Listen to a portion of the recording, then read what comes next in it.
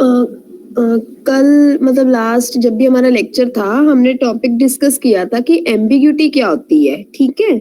और किसी भी ग्रामर से एम्बिग्यूटी हम कैसे चेक करते हैं कि ग्रामर इज एम्बिगुअस और not, and how we eliminate this ambiguity from the grammar.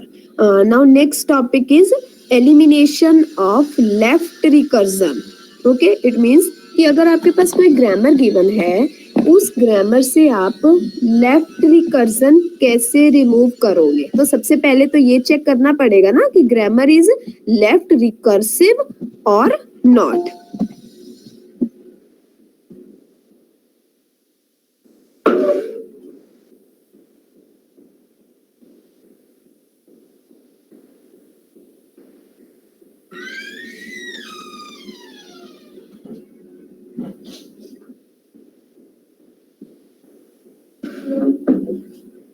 हाँ जी, तो कैसे हमें पता चलेगा ग्रामर इज लेफ्ट रिकर्सिव और not. Here is the definition of the left recursive term. A grammar is left recursive if the first symbol in the right hand side of a rule is the same non-terminal as that in the left hand side. सभी को पता है कि जो मेरे पास production rules होते हैं, production rules किस फॉर्म में होते हैं कि एक एरो होता है, एरो के लेफ्ट हैंड साइड में तो एक नॉन टर्मिनल होता है, क्योंकि हमारे सिलेबस में CFG है, कंटेक्स्ट फ्री ग्रामर, तो इसलिए हम उसी की बात कर रहे हैं, ठीक है। तो उसके रूल्स में क्या होता है कि एक एरो आपको गिवन है प्रोडक्शन रूल्स में, प्रोडक्शन रूल्स के लेफ्ट हैंड साइड में एक नॉन टर्मिनल गिवन होता है और राइट हैंड साइड में terminals, non terminals, any combination of terminals और नॉन टर्मिनल्स, ठीक है, वो कुछ भी हो सकते हैं। बस कंडीशन क्या है कि लेफ्ट हैंड साइड में एक नॉन टर्मिनल होना चाहिए कंटेक्स्ट फ्री ग्रामर के केस में। तो ये कह रहे हैं कि जो लेफ्ट हैंड साइड में नॉन टर्मिनल है, अगर राइट हैंड साइड में भी वही फर्स्ट सिंबल वही नॉन टर्मिनल है, it means that grammar is left recursive, ठीक है। देखो रिकर्सिव क्या होता है कि सेम चीज बार बार रिपीट होना, तो इन्होंने वही उसकी डेफिनेशन लिख दी है कि जो लेफ्ट हैंड साइड में नॉन टर्मिनल है, अगर राइट हैंड साइड में पहला जो सिंबल है वही नॉन टर्मिनल है, तो वो ग्रामर आपकी क्या हो जाएगी, लेफ्ट रिकर्सिव। कि अगर उस ग्रामर को मैं फर्दर एक्सपेंड कर रही हूँ तो वो क्या हो जाएगी, उस नॉन टर्मिनल से ही एक्सपेंशन उसकी होती जाएगी, क्योंकि उस नॉन टर्मिनल को ही हम रिप्लेस करते हैं। CFG के केस में क्या था कि नॉन टर्मिनल को ही हम फर्दर किसी से रिप्लेस करते हैं। अब वही नॉन टर्मिनल है तो उसको मैं मतलब बार बार उसी से रिप्लेस करी जा रही हूँ, ठीक है। तो इसलिए वो क्या हुआ, लेफ्ट रिकर्जन हुआ उसमें। तो ये सभी को क्लियर हुआ कि किसी भी ग्रामर को मैं कैसे चेक करूंगी कि वो लेफ्ट रिकर्सिव है या नहीं है। कि जैसे इन्होंने एग्जांपल लिखा S2 S अल्फा, कि अगर आपके पास ग्रामर में इस टाइप का रूल बन रहा है, तो देखो जो एरो गिवन है, एरो के लेफ्ट हैंड साइड में क्या है, एक S है, और राइट हैंड साइड में क्या है, S और अल्फा है। मतलब राइट हैंड साइड में जो पहला सिंबल है वो वही नॉन टर्मिनल है जो एरो के लेफ्ट हैंड साइड में है। ये यहाँ पे S है और इधर भी क्या है, ये पहला S है। हाँ जी, लेफ्ट रिकर्जन कैसे चेक करोगे किसी भी ग्रामर में, समझ आया? बहुत सिंपल सी ही डेफिनेशन है, ठीक है। अब अगर कोई ग्रामर लेफ्ट रिकर्जन है, लेफ्ट रिकर्सिव है, तो हमें क्या करना है, उसकी लेफ्ट रिकर्सिविटी को एलिमिनेट करना है। तो वो हम एलिमिनेट कैसे करेंगे, तो उसके लिए भी आपका एक रूल है। सिंपल आपने इस रूल से कंपेयर करना है अपनी ग्रामर को, ठीक है, और उसके अकॉर्डिंग मॉडिफिकेशंस। हाँ जी, ये कह रहा है कि सपोज आपके पास S2 S अल्फा ये ग्रामर का प्रोडक्शन रूल है। हर एक प्रोडक्शन रूल को चेक करना पड़ेगा मुझे, ऑब्वियस है, ठीक है, कि हर एक प्रोडक्शन रूल वो लेफ्ट रिकर्सिव है या नहीं है।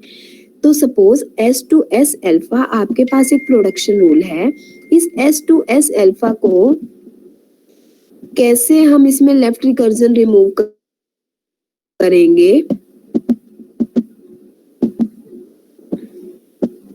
Suppose S2 S alpha slash beta, ये ग्रामर के दो रूल्स गिवन थे, ठीक है। अब एक रूल है S2 S alpha, second rule है S2 बीटा। अब S2 S अल्फा में लेफ्ट रिकर्जन है, क्योंकि इधर भी S है और यहाँ पे भी पहला सिंबल क्या है, S है। लेकिन S2 बीटा इस वाले में तो नहीं है, इधर अब बीटा मतलब कोई और वैल्यू होगी, एस नहीं है वो, ठीक है ना। तो अब यहाँ पे मैं लेफ्ट रिकर्शन को कैसे रिमूव करूंगी, आपने क्या करना है, S2 जो सेकंड रूल गिवन है ना, अब यहाँ पे तो एक ही बीटा था, हो सकता है एक से ज्यादा हो, तो आपने सबके कॉरेस्पॉन्डिंग यही लिखना है, ठीक है। बीटा और एक न्यू नॉन टर्मिनल इंट्रोड्यूस कर रहा है S dash, S2 beta S dash.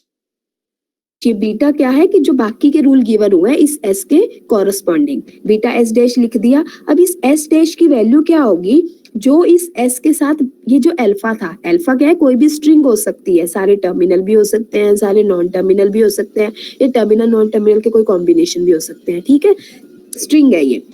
तो S डैश की वैल्यू क्या होगी, ये जो अल्फा है, अल्फा S डैश स्लैश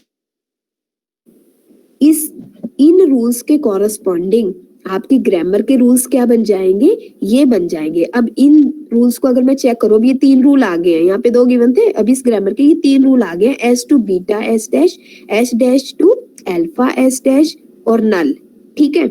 ये अल्फा तो स्लैश डाल के मैंने इसलिए लिखा हुआ है कि अगर यहाँ पे एस डैश की वैल्यू कह रहे हैं नल भी हो सकते हैं, तो अगर एस डैश की वैल्यू नल होगी तो अल्फा भी हो जाएगी ना, तो इसलिए ये वैसे लिखा हुआ है मैंने। आप इसको कंफ्यूज मत होना, आप सिर्फ यही लिखना अल्फा एस डैश और नल।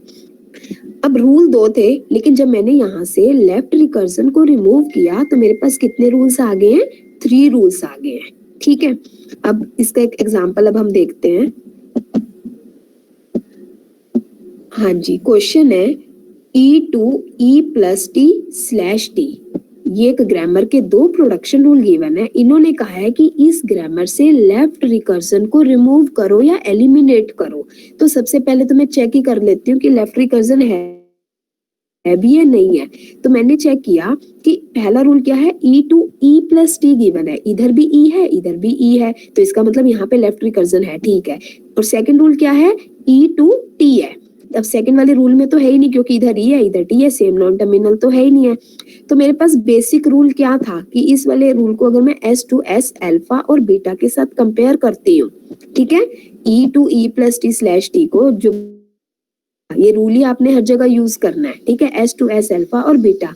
अगर मैं इसको S2S अल्फा और बीटा के साथ कंपेयर करती हूँ तो अल्फा की वैल्यू क्या हो जाएगी मेरे पास, +T, हाँ जी यही होएगी, अल्फा की वैल्यू +T और बीटा की वैल्यू क्या हो जाएगी, T हो जाएगी। उसके कॉरेस्पॉन्डिंग आंसर मैंने क्या लिखना है, S2 बीटा S डैश। अब यहाँ पे S क्या है, E2 बीटा, बीटा की क्या वैल्यू है, T, और न्यू नॉन टर्मिनल इंट्रोड्यूस करना है, वो E डैश लिख दिया, कोई भी कर सकते हो आप अपनी मर्जी से, ठीक है, E डैश लिख दिया। और इस E डैश की वैल्यू क्या होएगी, यहाँ से रूल से चेक करो, E डैश की वैल्यू क्या थी, अल्फा S डैश और नल, तो E डैश की वैल्यू क्या हुई, अल्फा S डैश, अल्फा क्या है +T और S E डैश है नया न्यू नॉन टर्मिनल जो मैंने इंट्रोड्यूस किया है, तो +T E डैश और स्लैश डाल के नल। हाँ जी बेटा, इस क्वेश्चन में किसी को डाउट है तो पूछ लो। रूल से अपनी ग्रामर को कंपेयर करो, ठीक है, और उसके अकॉर्डिंग अपना आंसर लिख दो, आपने और कुछ नहीं करना। रूल आपको याद करना पड़ेगा, जैसे एम्बिग्यूटी के लिए एक रूल था ना, अभी तक इससे पहले तो हमने मेथड्स पढ़े, बड़े बड़े मेथड्स, उनके स्टेप्स थे, ठीक है। अब यहाँ पे सिंपल एक एक रूल है और उस रूल को तो आपको लर्न करना पड़ेगा और उस रूल के बेस पे अपना आंसर लिखना है। क्लियर है ये क्वेश्चन? Yes ma'am. ओके चलो, अब ये सेकंड क्वेश्चन है, इसको देखो, तुम्हें समझ आ रहा है अपने आप ये, अदरवाइज फिर मैं समझाती हूँ। Remove left recursion for given grammar S2A A2SD/B।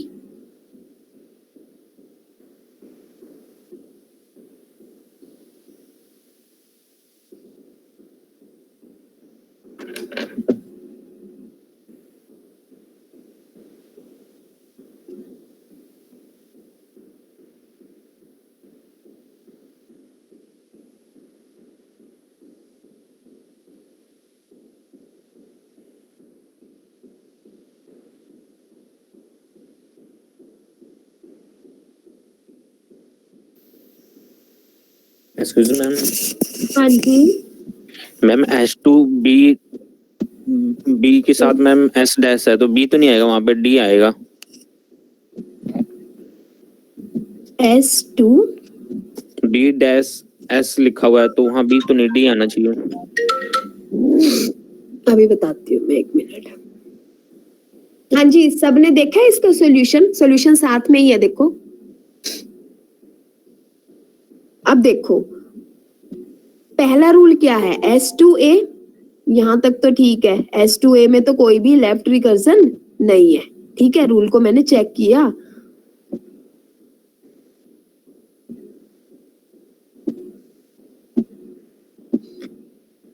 फिर सेकंड रूल है A to SD, ये भी ठीक है, इधर A है, इधर S है। फिर A to B, ये तो इधर नॉन टर्मिनल, इधर टर्मिनल नहीं है। जब मैंने तीनों को एक बार डायरेक्ट चेक किया तो मुझे लगा कि इस क्वेश्चन में लेफ्ट रिकर्जन तो है ही नहीं है। लेकिन अगर मैं देखो, A की वैल्यू S2A मुझे गिवन है और A की वैल्यू क्या है, SD और B है। अगर मैं A की वैल्यू पुट कर देती हूँ अपने इसमें, ठीक है, यहाँ पे अगर मैं A की वैल्यू पुट कर दूं तो क्या बनेगा मेरे पास, S2SD बन जाएगा। तो रूल क्या बन जाएगा, S2SD, ठीक है, और B, क्योंकि S की वैल्यू A भी तो हो सकती है ना, तो S2SD/B, ये मेरे पास बना।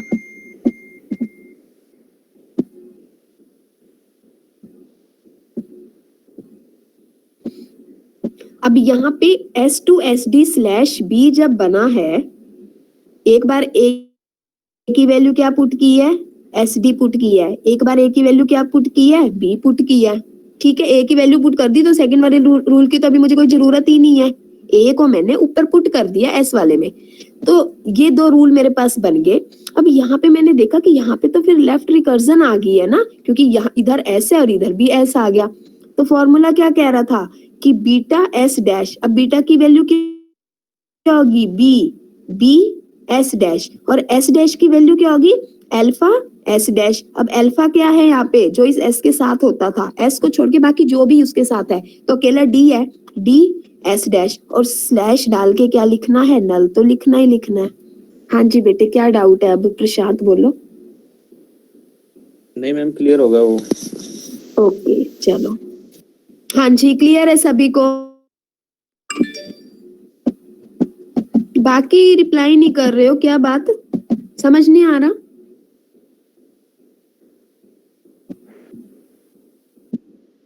ओके, अभी एक और क्वेश्चन गिवन है, अब इसमें थोड़े ज्यादा रूल्स गिवन है।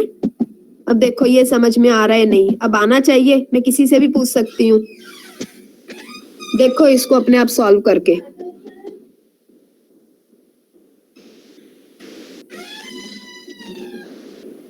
5 प्रोडक्शन रूल्स गिवन है, ए के कॉरेस्पॉन्डिंग है 2 और बी के कॉरेस्पॉन्डिंग है 3।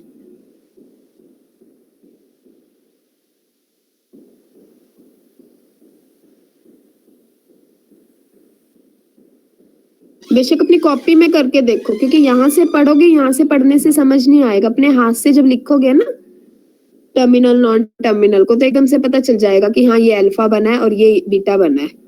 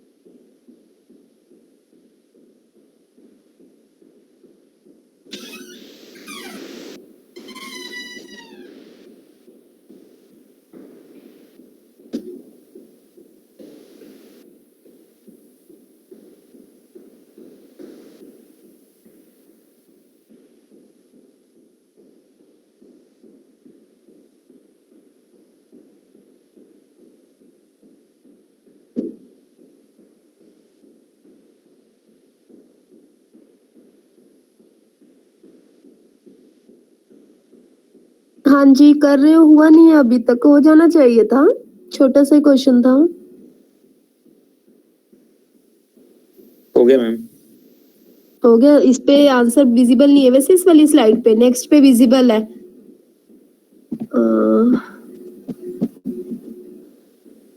देखो यही आया आंसर, ये आएगा जो बॉक्स में है, ये वाली प्रोडक्शंस आएंगी।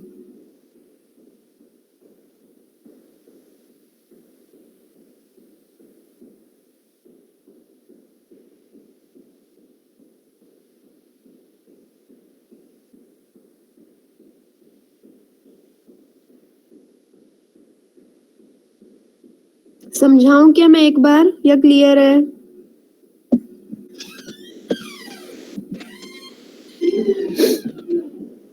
चलो देखो, पहला प्रोडक्शन रूल ए के कॉरस्पॉन्डिंग चेक करते हैं, ए टू बी ए, इसमें कोई लेफ्ट रिकर्जन नहीं है, देखने से पता चल गया। फिर सेकंड है ए टू बी, इसमें भी नहीं है।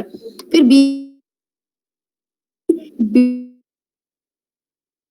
बी इसमें है लेफ्ट रिकर्जन, ठीक है।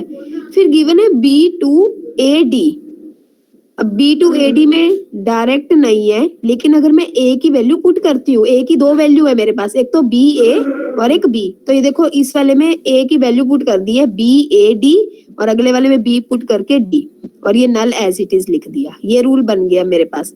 अब ए के कॉरस्पॉन्डिंग कोई भी लेफ्ट रिकर्शन नहीं है, लेकिन जब मैंने बी को चेक किया, बी के कॉरस्पॉन्डिंग ये जो फर्स्ट टू रूल्स है, B to B C and B to B A D, यहाँ पे मेरे पास क्या आ जाती है, लेफ्ट रिकर्जन आ जाती है।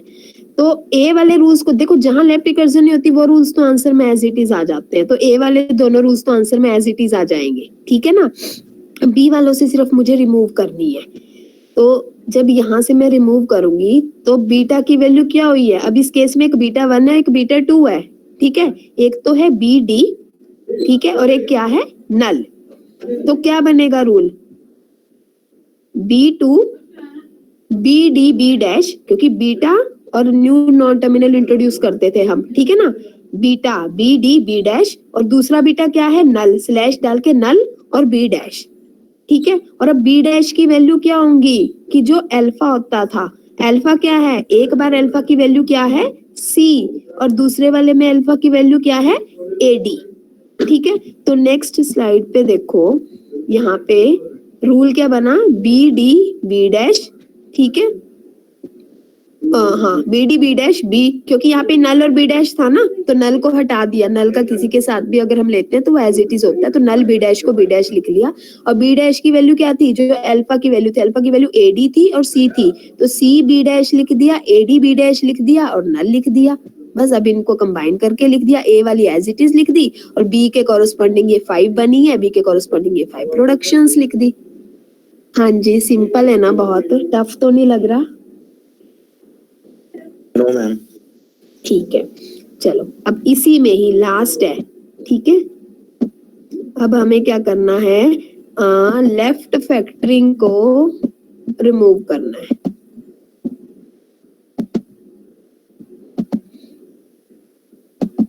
लेफ्ट फैक्टरिंग, लेफ्ट फैक्टरिंग क्या है, it is a process which isolates the common parts of two productions into a single production. कि अगर आपको more than one productions given है, उन प्रोडक्शंस में जो कॉमन पार्ट है, उस कॉमन पार्ट को आपने आइसोलेट करना है, ठीक है। ये सबसे सिंपल है। जनरल रूल है कि suppose A to alpha beta 1 alpha beta 2 up to alpha beta N, कि ए के कॉरस्पॉन्डिंग ये एन प्रोडक्शंस आपको गिवन है। अब देखो सभी में अल्फा कॉमन है, ठीक है, तो आपने क्या करना है, उसको आइसोलेट कर देना है। तो एक अल्फा ले लिया और बाकी सबको क्या, किससे डिनोट कर दिया, ए डैश से, एक न्यू नॉन टर्मिनल से, ए डैश, और ए डैश की वैल्यू क्या है, beta 1 beta 2 up to beta N. बहुत सिंपल है ये। तो सपोज एग्जांपल है, देखो S to A S A slash double A, कि एस के कॉरस्पॉन्डिंग ये दो प्रोडक्शन है। अब दोनों में क्या कॉमन है, ये सिंगल, और बाकी को डिनोट कर दिया एस डैश से, और एस डैश की वैल्यू क्या आ गई है, एस ए स्लैश ए, जो भी बीटा 1 की बची हुई वैल्यूज है कॉमन के अलावा। Is it clear? Yes ma'am. Okay चलो, अब तक अगर किसी को कोई डाउट है तो अभी भी पूछ लो, एम्बिग्यूटी में, लेफ्ट रिकर्जन में और लेफ्ट फैक्टरिंग में, क्योंकि इनमें से क्वेश्चन पक्का आता ही आता है और सिंपल क्वेश्चन आता है बहुत। सिर्फ आपने रूल के साथ कंपेयर करना है और उसके अकॉर्डिंग आपने अपना आंसर प्रोडक्शंस लिख देनी है। बस रूल लेकिन याद करना पड़ेगा, क्योंकि रूल लर्न नहीं करोगे तो सॉल्व नहीं कर पाओगे आप क्वेश्चंस को। ठीक है बेटा, कोई डाउट है तो पूछ लीजिए अभी तक अगर। No ma'am. क्लियर है सारे टॉपिक्स? Yes ma'am. ओके चलो, अब आपके सेशनल की बात करें फिर। Yes ma'am. हाँ, सेशनल आपका, हाँ 25 को है 10 बजे, ठीक है? Yes ma'am. पता है सभी को या नहीं? Yes ma'am. पता है, ओके। तो अब एक्चुअली मैं टॉपिक क्या देना चाह रही थी कि रेगुलर एक्सप्रेशन और ग्रामर के कुछ टॉपिक्स देना चाह रही हूँ। सारे नहीं दूंगी, क्योंकि सारे दूंगी तो फिर आप नहीं पढ़ पाओगे और कंफ्यूज हो जाओगे इतने सारे टॉपिक्स में। तो कुछ सिलेक्टेड टॉपिक्स मैं दे रही हूँ, वो आप नोट कर लो। एक तो मैं क्वेश्चन दूंगी आर्डन्स थ्योरम का। आर्डन्स थ्योरम मैंने कराई थी, रेगुलर एक्सप्रेशन का टॉपिक है, ठीक है? आर्डन्स थ्योरम क्या थी कि आपको कोई डायग्राम गिवन होगी, ट्रांजिशन डायग्राम, ठीक है? उस ट्रांजिशन मतलब वो डीएफए भी हो सकता है, वो एनएफए भी हो सकता है, बस वो एनएफए विद नल नहीं होगा, यही कंडीशन थी ना उसकी। तो उसके कॉरस्पॉन्डिंग हमें क्या फाइंड आउट करना था? रेगुलर एक्सप्रेशन फाइंड आउट करना था। तो फर्स्ट टॉपिक है आर्डन्स थ्योरम। आर्डन्स थ्योरम क्या होती है कि आपकी ट्रांजिशन डायग्राम गिवन होगी, एनएफए या डीएफए, एनएफए विद नल नहीं होगा वो, ये उसकी कंडीशन है, और उसके कॉरस्पॉन्डिंग आपने रेगुलर एक्सप्रेशन फाइंड आउट करना है। एक क्वेश्चन तो आपका वहां से होगा, इसलिए आर्डन्स थ्योरम सभी करेंगे। सेकंड आपका टॉपिक है कि आपको एक रेगुलर एक्सप्रेशन गिवन होगा, इसका अपोजिट, ठीक है? रेगुलर एक्सप्रेशन गिवन होगा, उस रेगुलर एक्सप्रेशन के कॉरस्पॉन्डिंग मैं आपको एनएफए भी बनाना दे सकती हूँ या डीएफए भी बनाना दे सकती हूँ, ठीक है?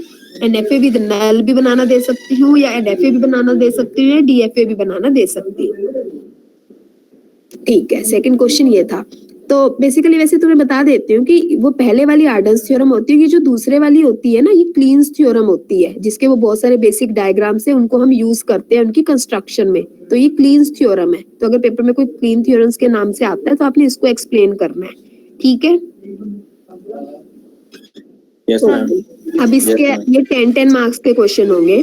इसके अलावा 2 क्वेश्चन और होंगे, वो बहुत सिंपल है। उसमें मैं सिर्फ आपको कंटेक्स्ट फ्री ग्रामर कंस्ट्रक्ट करने के लिए दूंगी। वो 1 या 2 मिनट लगेंगे उस क्वेश्चन को तो करने में। जैसे बताया था ना कि कंटेक्स्ट फ्री ग्रामर बनानी है, आपको कोई लैंग्वेज गिवन है, या कोई स्टेटमेंट गिवन है, या कोई रेगुलर एक्सप्रेशन गिवन है, उससे आपने क्या बनानी है? कंटेक्स्ट फ्री ग्रामर, CFG बनानी है। और उसके लिए कोई रूल नहीं है, वो बताया था कि CFG बनाने के लिए हमारे पास कोई भी रूल्स नहीं है, वो आप प्रैक्टिस से ही कर पाओगे। ये 4 क्वेश्चंस दूंगी 10 मार्क्स के, और 1 आवर का टाइम दूंगी, 10 बजे से PDF अपलोड करने का टाइम तो अलग से देंगे ना? कोई बात नहीं, आप 10 मिनट ले लेना PDF अपलोड करने के, क्योंकि ये जो क्वेश्चंस बेटा मैंने बताए हैं ना, ये आधे घंटे का पेपर है। कह रही हूँ CFG लिखने में तो 2 मिनट लगेंगे सिर्फ, कि आपने अगर आपको आता होगा तो, ठीक है ना? अगर आपको आता होगा तो आपको 2 मिनट भी मैंने ज्यादा बता दिए हैं, 2 मिनट ही लगेंगे। 2 क्वेश्चंस तो ऐसे हैं। Okay ma'am.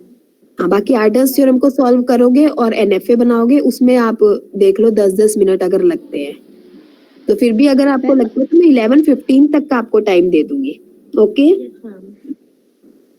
मैम अब की बार भी आंसर्स लिख रहे हैं या एक्सप्लेन करके? नहीं, आप इस बार थोड़ा एक्सप्लेन करेंगे, क्योंकि आर्डन्स थ्योरम को जब आप सॉल्व करेंगे ना क्वेश्चन को, तो अदरवाइज आप डायरेक्ट आंसर लिख दोगे रेगुलर एक्सप्रेशन, तो उसको आप आर्डन्स थ्योरम को एक्सप्लेन करके उसका रेगुलर एक्सप्रेशन आपने कैसे बनाया उसको भी एक्सप्लेन करोगे। और जो आप NFA बनाओगे वो भी स्टेप वाइज बनाओगे, उसको आप चलो डायरेक्ट भी बना सकते हो, क्योंकि उसी डायग्राम में मॉडिफिकेशंस करते रहते हैं ना हम। Yes ma'am. नंबरिंग आप जब मैं आपको ना क्वेश्चन, ये वाला क्वेश्चन मैंने कराया था ना, जब रेगुलर एक्सप्रेशन से NFA बनाना था ट्रांजिशन डायग्राम, तो उसमें मैंने ना स्टेट्स के अंदर जो सर्कल बनाए थे वो स्टेट्स को रिप्रेजेंट करते हैं, तो वहां पर मैंने स्टेट्स के अंदर नंबरिंग नहीं की थी Q0 Q1 Q2। वो मैं इसीलिए नहीं कर रही थी कि जब मेरी फाइनल डायग्राम बन जाएगी ना फिर उसके बाद लास्ट में नंबरिंग करूंगी, फिर डाल दूंगी उनके अंदर Q0 Q1 Q2 Q3 Q4। तो उसका तो चलो आप एक ही आंसर बना सकते हो, क्योंकि उसी डायग्राम में ही हम स्टेट्स ऐड करते रहते हैं, लिंक्स बनाते हैं और ऐड करते हैं, ठीक है। Okay ma'am. अदरवाइज आर्डन्स थ्योरम वाला आपको एक्सप्लेन करना पड़ेगा, और बाकी तीनों क्वेश्चंस के तो डायरेक्ट आंसर ही बनाओगे आप, ओके मैम। लेकिन पेपर में एक्सप्लेन करोगे। ये मत सोचना कि मैम यहाँ एक्सप्लेन नहीं करानी है तो पेपर में एक्सप्लेन नहीं करना है। जो आपका मतलब फाइनल एग्जाम होगा उसमें आप एक्सप्लेन करोगे। किसी को कोई डाउट है तो बेटा पूछ लो, रिगार्डिंग सेशनल या रिगार्डिंग एनी टॉपिक। 4 टॉपिक दिए हैं आपको बस, और ये अच्छे से पढ़ने हैं चारों। अगर इनमें कोई डाउट आता है तो आप मुझे वैसे भी पूछ सकते हो, ठीक है, सेशनल से पहले कि ये समझ नहीं आ रहा। हम 3 टॉपिक ही हुए हैं। हाँ मतलब हाँ 3 हुए हैं, क्योंकि वो जो मैंने 2 CFG के क्वेश्चन दिए हैं ना, एक तो कोई लैंग्वेज गिवन है उसके लिए CFG बनानी है, और एक रेगुलर एक्सप्रेशन गिवन है उसके लिए CFG बनानी है। तो बनानी CFG है बस, क्वेश्चन 4 है, ठीक है। Okay yes ma'am. मैम। चलो ठीक है बेटा, आप अटेंडेंस अपनी चैट बॉक्स में ड्रॉप कर सकते हो और सेशन लीव कर सकते हो।